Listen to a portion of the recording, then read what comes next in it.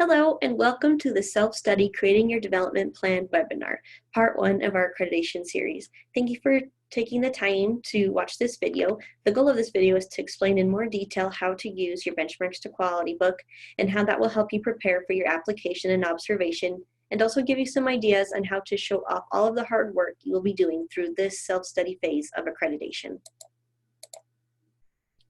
To help us make it through our goal of helping you to understand how to use your Benchmarks to Quality and prepare you for the application and observation, we will be covering the following.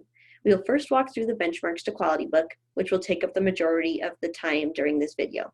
As we talk about the Benchmarks to Quality, it is important to understand the difference between standards and processes, so we'll dive into what the difference between those are. One of the most important processes is training, so we will cover that in detail. Though not a requirement, we will also discuss how to begin creating a professional portfolio if you haven't started one already. We hope that you will take pride in all the hard work you'll be doing through your accreditation, so we will take a moment to give you some ideas on how to show off your amazing program. Finally, we will briefly cover the rest of the webinar series that we hope you will attend to learn more about each of the steps of the accreditation, especially if this is your first time. If you participated in our self-study Q&A, you may remember that we spoke briefly about the Benchmarks to Quality Spiral Bound book. As a review, the Benchmarks to Quality divides all of the quality standards into 4 levels, level 1 being the easiest of standards to complete, and level 4 being the most difficult. Basically, it is your workbook that will help you make sure that you know and understand all of the standards required for accreditation. It will help you to measure your progress as you work on each standard. It will also lay out for you the processes that you will need to complete to prepare for your application and observation. For the majority of this webinar, I will go through the pages of this book and explain how to use it. You may be wondering if it is really necessary to go through the whole Benchmarks Quality book. We highly recommend that you take full advantage of this tool. As mentioned before, it will take you step by step through the standards and processes from easiest to hardest, and will help you make a plan on how to implement each of them. Before the Benchmarks to Quality was created, many providers felt overwhelmed when starting self-study and didn't know where to start. So NAFCC created this book in hopes of helping providers divide the work into manageable pieces. Before we dive into the book and talk about how to use it, I want to take a moment to define what a standard is versus what a process is, since you'll be working on both of them, and you'll be hearing those terms sporadically throughout the book. The NAFCC standards are research and expert-based practices that will be the foundation of your high-level quality family child care program. Processes are actions that you will take to improve your professionalism and prepare for your NAFCC application, observation, and help you maintain your accreditation once you have received it. These tend to be a little confusing, so we will cover first standards and then we'll talk about processes. The NAFCC standards are practices or habits that you will need to implement into your program to become accredited. They have been shown through peer-reviewed research to be the best in child care practices. The NAFCC standards are divided into 5 content areas: relationships, the environment, developmental learning activities, safety and health, and professional and business practices. Some examples of our quality standards are listed here. As a relationship standard, one example is the provider recognizes signs of stress in children's behavior and responds with appropriate stress-reducing activities. An example of environmental standard, the arrangement of the home and use of space are balanced to meet the needs of both the child care program and the provider's family. And an example of safety and health, infants under the age of 1 are placed on their backs for sleeping. As you can see, some of the standards are very straightforward and clear, such as standard 4.35, that the infants are to sleep on their backs, while others are a bit more broad. Many providers get confused and aren't sure what to do when given a broad standard, and often call in to our office to ask what exactly they need to do to pass that standard. And the answer that we give them is that there are many good ways that you could be meeting that standard. So for example, if we look at standard 1.8 in relationships, the provider recognizes signs of stress, you could ask yourself, what do you personally do when you see one of the children in your program and they are stressed out? And how do you know that they're stressed? You might see that they're crying, that they're hurting other children, that they're not acting like they normally would. And so once you see that they're stressed, you might try different techniques to help with that specific stressor. You might try to play some music for them, start dancing, talk about their feelings. You might redirect them to a different activity. As you can see, I'm coming up with lots of different stressors and lots of different relievers as I work through this standard.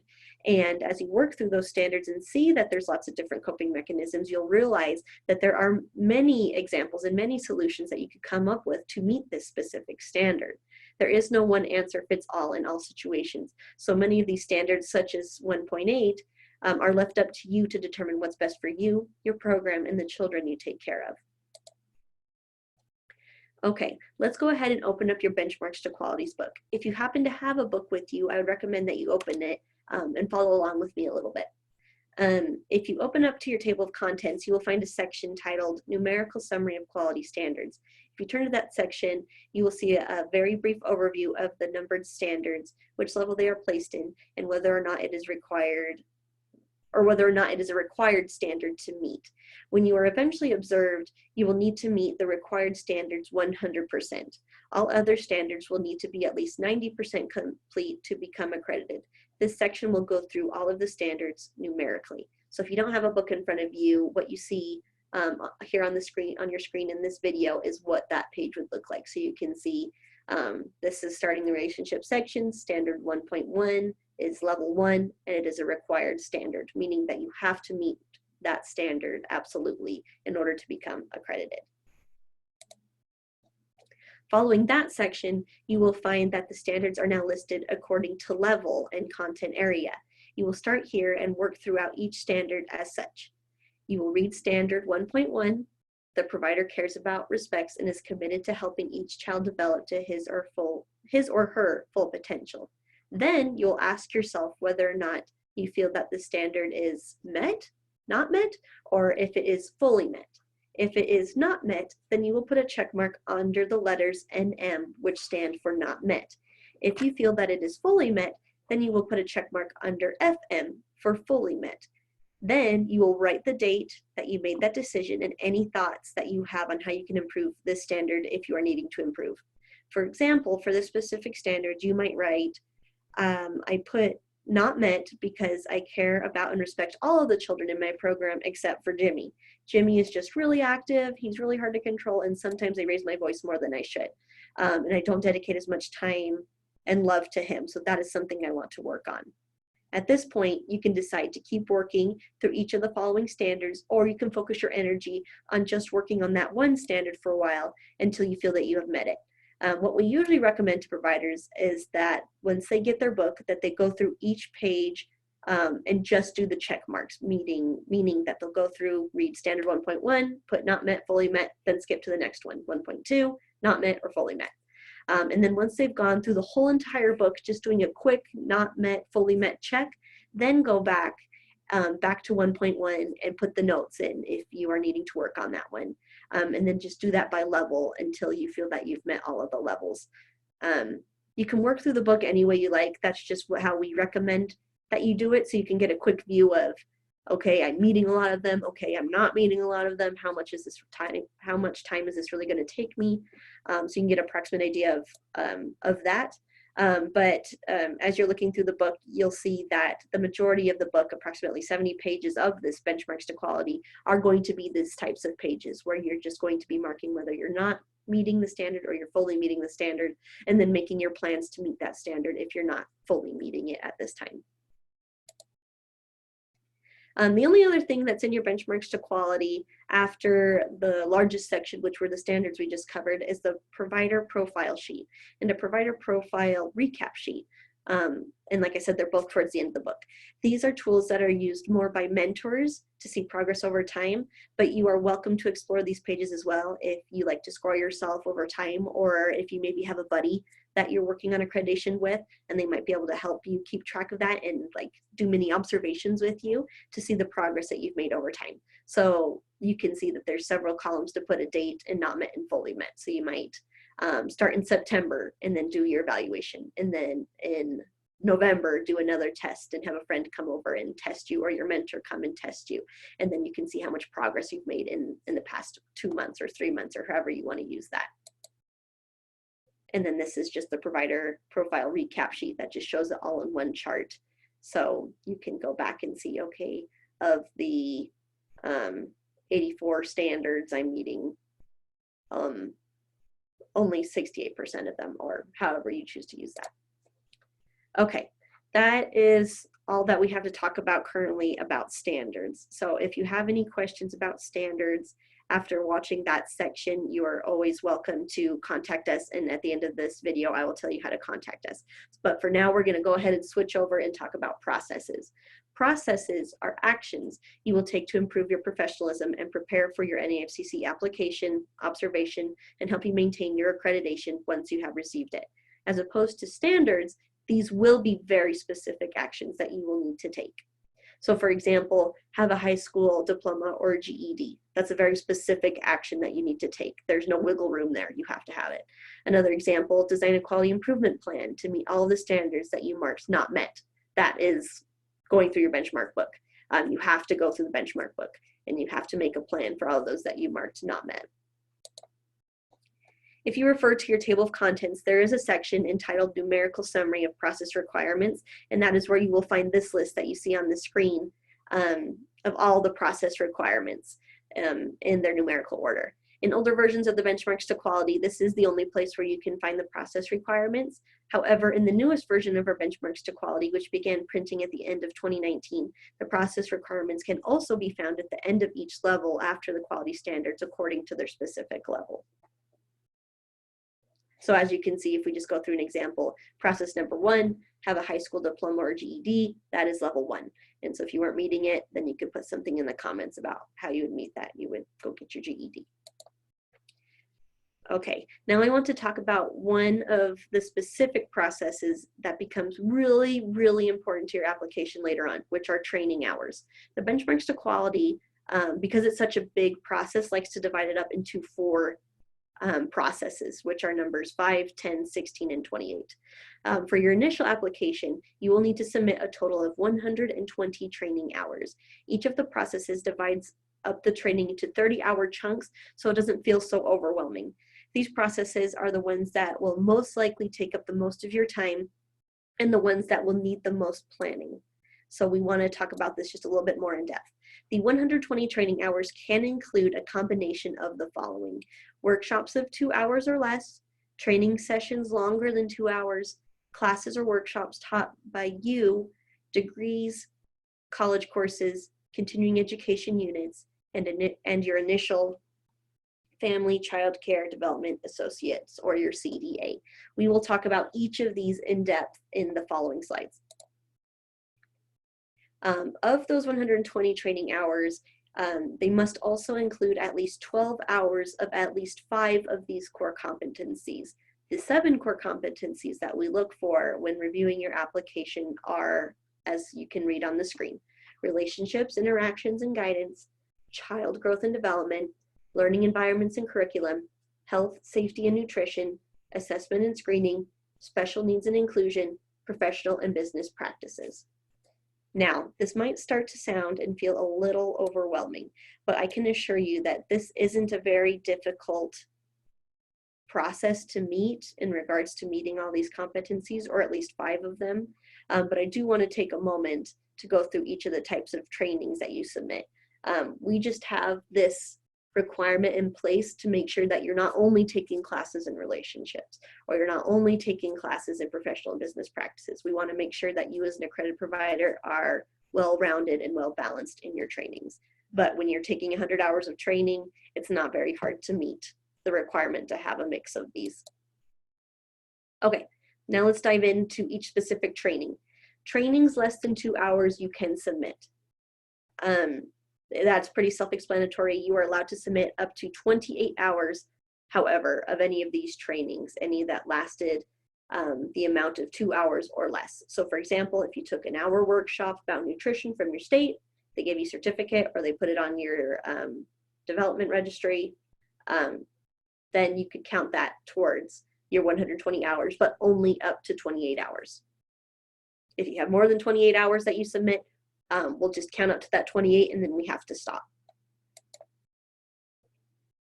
Okay, trainings more than 2 hours. Trainings that are more than 2 hours, just like I said, is pretty self-explanatory. You can take a training that is, if it's more than 2 hours, and then you provide a certificate or a proof of attendance from your registries, you can use that towards your 120 hours, and you can take as many of these types of trainings as you want, and we will count them all. So when you're making your plans, make sure that you are trying to find trainings that are longer than 2 hours. That way you don't take a bunch of 1 hour trainings and then we can't accept all of them. It's more time efficient for you to take trainings that are longer than 2 hours so you can count them all. Or if you do take trainings that are less than an hour or less than 2 hours, then just make sure that you're not basing your whole training on just those 1 hour trainings or just 2 hour trainings. Trainings taught by you. You can also submit hours from classes that you yourself have taught. We do limit this to 18 hours, and you can only submit each class you teach once. So if you teach a nutrition class 5 times a month, you can only submit 1 of those. If you do decide to submit any of these hours, you'll want to submit a description of the class you taught with the date and time you taught it, and then some sort of proof that someone attended, such as a sign-in sheet. You can also submit college degrees towards your 120 hours. Here on the screen is how it is listed for how your degree would transfer into hours for your first time accreditation. So if you have a master's in early childhood education, child development, or a related field, then you would receive 54 hours for that master's degree. If you have a bachelor's related degree, that would equal 42 hours.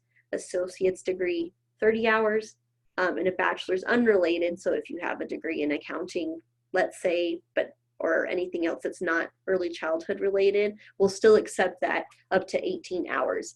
Some people ask how we come up with those hours. It is by percentage. So the master's related, that counts up to 45% of your training hours. So that's how we got that 54-hour number. The bachelor's is for 35% towards your hours. Associates is 25% towards your 120 total, and 18 hours is 15% towards your 120-hour total.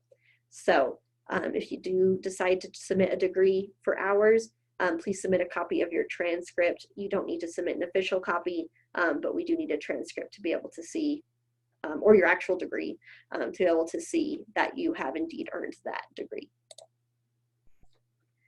You can also submit college courses that you take for training hours. So if you, for every unit semester class that you take, you will earn 15 hours. So if you take a 3-unit class, you would take that 3 units times 15 hours to get 45 training hours. So if you are currently enrolled in a class, or you've just finished a class, a 3-unit class on infant development, then that would give you a whole 45 hours towards your 120-hour goal. If you are at a university that only does quarter classes, then the quarter unit would be worth 10 hours. So if you took a 3-unit class, that would be 30 hours. And the same with your degree. In order for us to accept that, you do need to submit a copy of your transcript.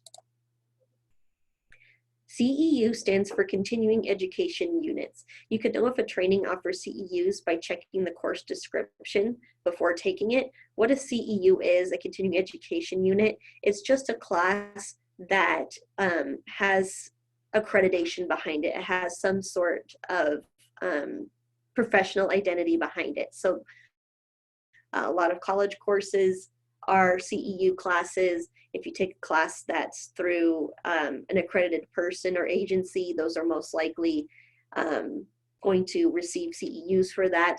CEUs are sometimes confusing because it's a unit, it's not an hour, it's a unit, and that's how it's written. So when looking at those, they might say like 0.1 hours CEU hour, that would translate to 1 hour.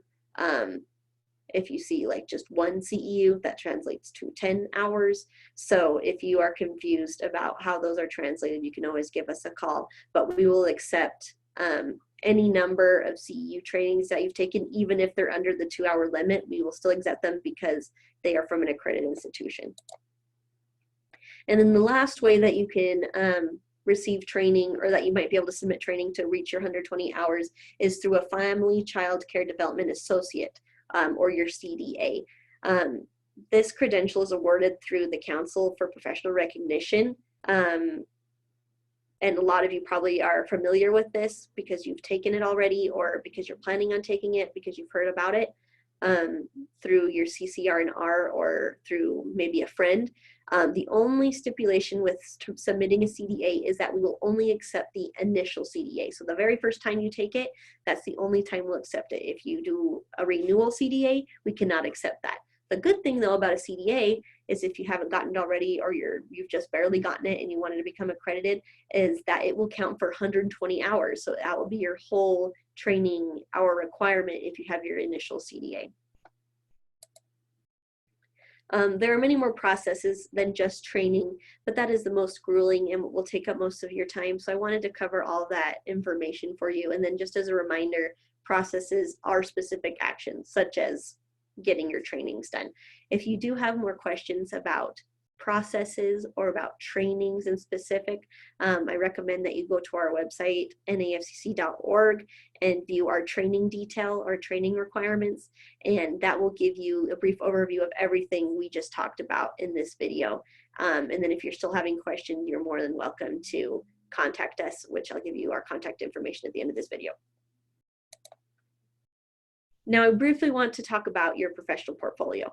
Having a professional portfolio is not a requirement for NAFCC accreditation. However, if you are going to be working on such a huge project, implementing all of these standards and processes into your program through self-study and accreditation, it is a great idea and a great time to start working on a professional portfolio if you haven't started already.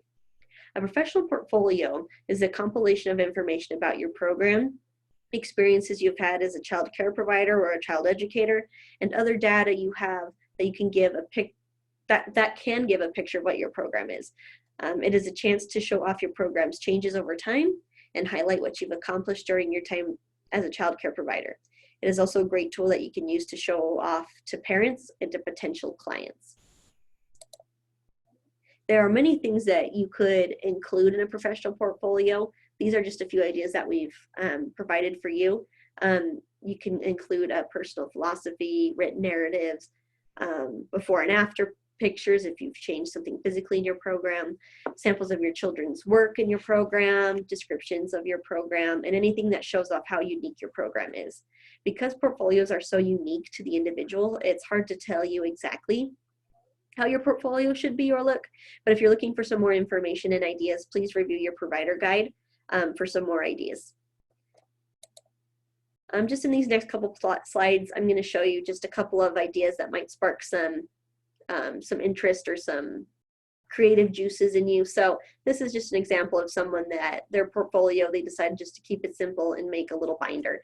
So on one page of their binder, they talk about what they do during the day, what their learning activity is, and some pictures of what those are.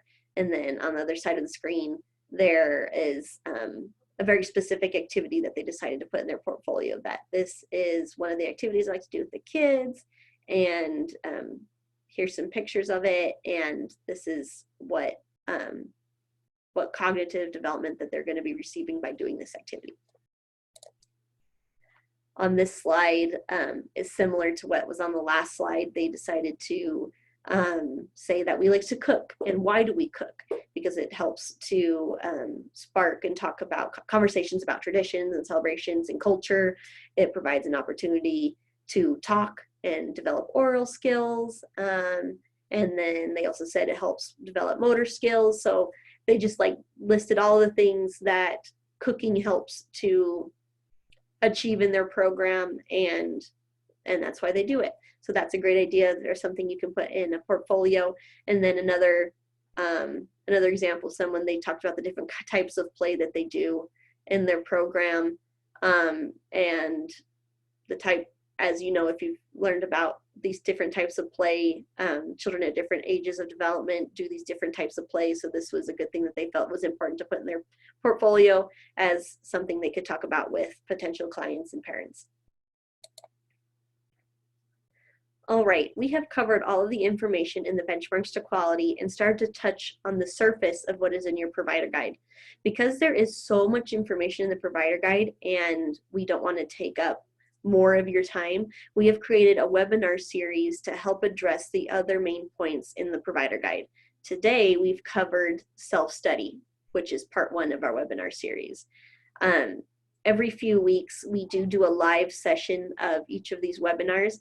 Part 2, 3, and 4 will cover the rest of the information that is included in your provider guide in more detail if you're needing more detailed information other than just your reading. In part 2, we talk about the application specifically and how to work through that step by step and how to prepare for the application. Part 3, we teach you how to have a perfect observation visit. In part 4, we talk about how to maintain your accreditation after you've passed your observation through your update and other ways that you can enjoy your accreditation after you have received it. Thank you so much for joining us for this webinar. We hope that you go out of this video feeling a little bit more confident about how to use your benchmarks to quality book, how to make plans, how to understand and implement the standards in your program, how to prepare for your 120-hour training requirement, and how to start working on a professional portfolio. We hope that you'll join us for future webinars. If you are needing that extra help, we are grateful to you for taking the time to be here. If you have additional questions after viewing this video, or if later in the future you have questions, you can reach out to our accreditation team at accreditation@nafcc.org. Our phone hours are from 8:30 to 2:30 Mountain Standard Time, and then we also have our Facebook communities. If this is your first time working through accreditation, I recommend the NAFCC Accreditation Candidates in Process page. If you are currently accredited, I recommend the NAFCC Credit Providers page, and if you are an observer watching, I recommend the NAFCC Observers page. Thank you again so much for attending, and have a great rest of your day.